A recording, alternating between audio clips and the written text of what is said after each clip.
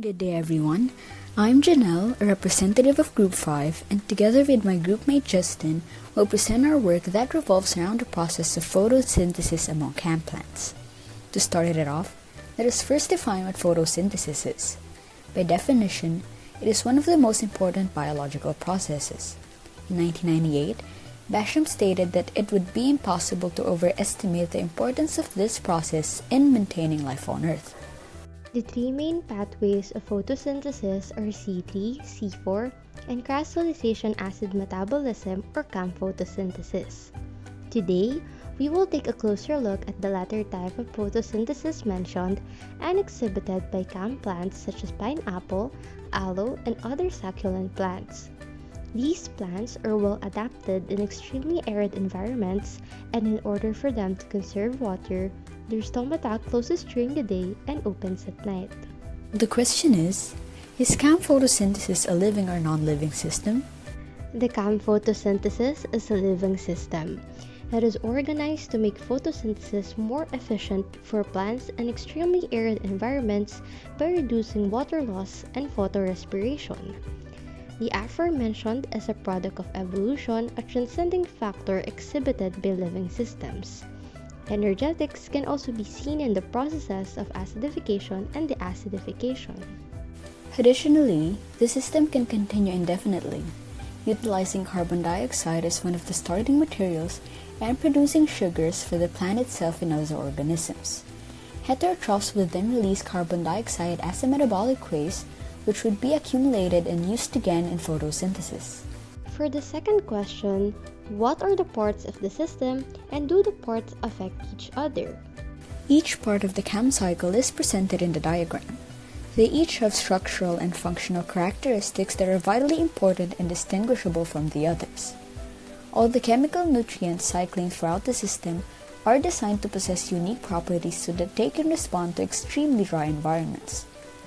This is reflected by the fact that although the biochemistry of the CAM cycle is similar to C4, the enzyme activities are separated in time. In 1978, Osmosis claims that CAM photosynthesis can be divided into four temporal phases.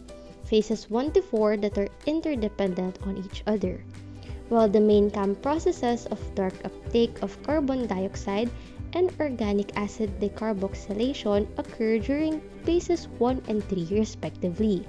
The daytime phases 2 and 4 are often regarded as transitions between C3 and C4 carboxylation.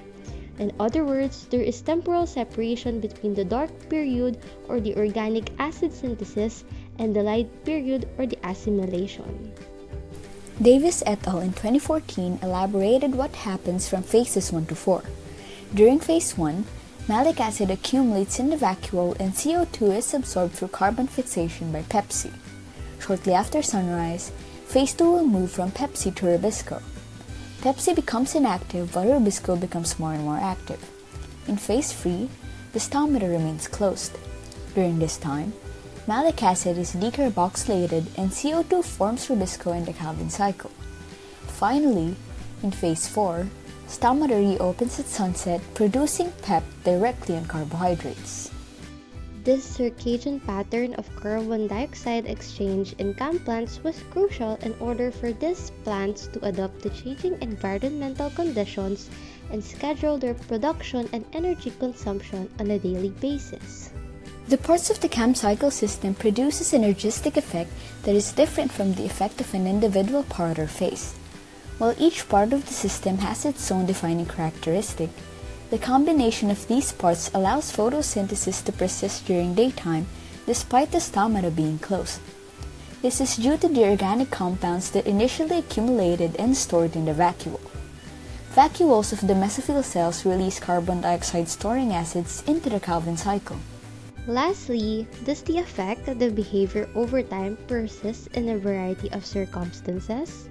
The effect of the system only persists in plants adapted to very arid environmental conditions, having evolved convergently in various plant clades across time. CAM photosynthesis and its effect is more common in epiphytes, which are organisms that derive moisture and nutrients from surrounding environments or debris accumulation like orchids and bromeliads. It is also found in succulents, which are organisms that have thick, fleshy tissues adapted for water storage like cacti. The CAM cycle system is not exhibited by organisms outside of that specific environmental condition. In conclusion, the CAM cycle is a living system that consists of distinguishable and fundamentally important parts that work together to produce a synergistic effect in order for certain plants to survive. The system is very specific and is found only in flora situated in dry environments.